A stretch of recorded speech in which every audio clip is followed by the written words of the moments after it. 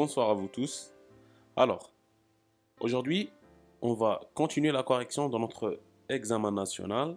Après avoir traité le troisième annexe, la troisième question bien évidemment, le deuxième document qui est le chômage. Maintenant, on va passer au quatrième annexe.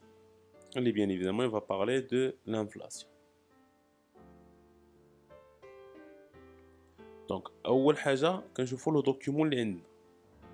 دونك كما كنقولوا خاصنا ديتيرمينيو لو دوكيومون اللي عندنا باش ما نطيحوش في لو بروبليم ديال اننا ما نعرفوش منين نعمروا لانكس، حيت كما تنقولوا ديما الا كان محدد ليا لو دوكيومون دونك هذاك لانكس كاملو il va être rempli sur la base ديال هذاك لو دوكيومون.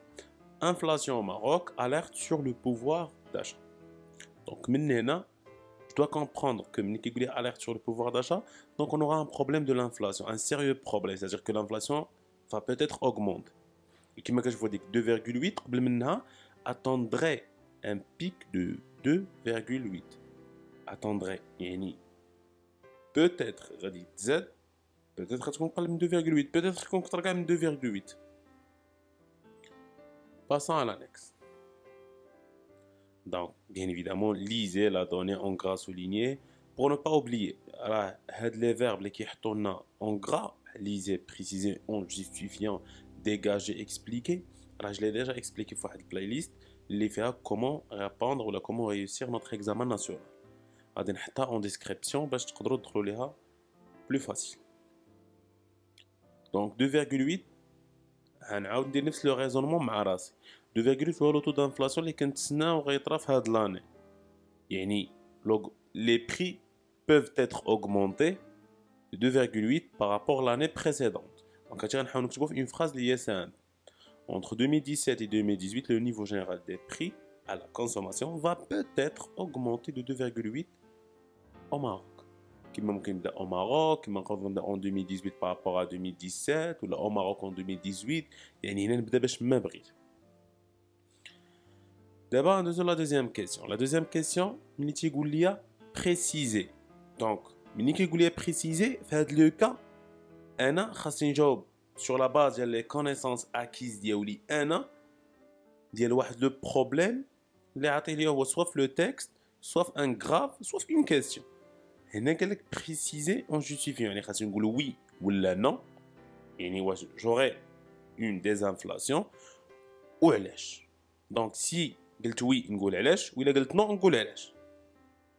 pour répondre d'une manière simple هو قلنا غيكون واحد البيك ديال l'inflation, c'est-à-dire que l'inflation غادي تزاد au lieu de baisser, يعني on n'aura pas un ralentissement, c'est-à-dire que c'est non, car le taux d'inflation prévu pour 2018 est le plus élevé depuis 2009. L'information elle est déjà disponible sur le texte. Donc jusqu'à présent انا مازال ما زدت من عندي والو. Dégager deux solutions éventuelles de la stabilité des prix. أول حاجة, c'est sauvegarder le pouvoir d'achat des ménages, favoriser la croissance économique. Si seulement كان عندنا تقولي علاش la croissance économique. Si seulement كان عندنا واحد l'environnement stable, un environnement اللي هو كما تنقولوا correct, un environnement اللي moins volatile. C'est-à-dire que les investissements ou les prévisions d'investissement sont plus sûres ou plus motivantes. C'est pour ça que nous avons favorisé la croissance économique. Et d'ailleurs, les réponses sont déjà disponibles dans le texte. Expliquer le passage en gras souligné. On va faire la même chose qu'on a fait avec le passage à illustrer dans la vidéo précédente. Donc, un taux d'inflation très élevé entraîne un ralentissement de la croissance économique. Donc là, je dois lui expliquer que un taux d'inflation exagéré va un ralentissement des prix. Plutôt un ralentissement économique. Est-ce un ralentissement économique? Les prix qui augmentent, on va décourager la demande.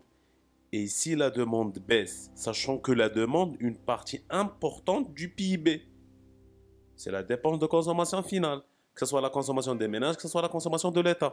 Il y a de la consommation à cause des prix ou à cause de l'augmentation des prix.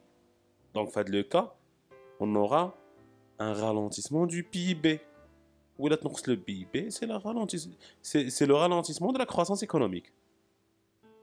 Une forte inflation sanctionne l'investissement dans un environnement marqué par l'incertitude, affaiblit le pouvoir d'achat et donc freine la demande, ce qui poussera les entreprises à produire moins.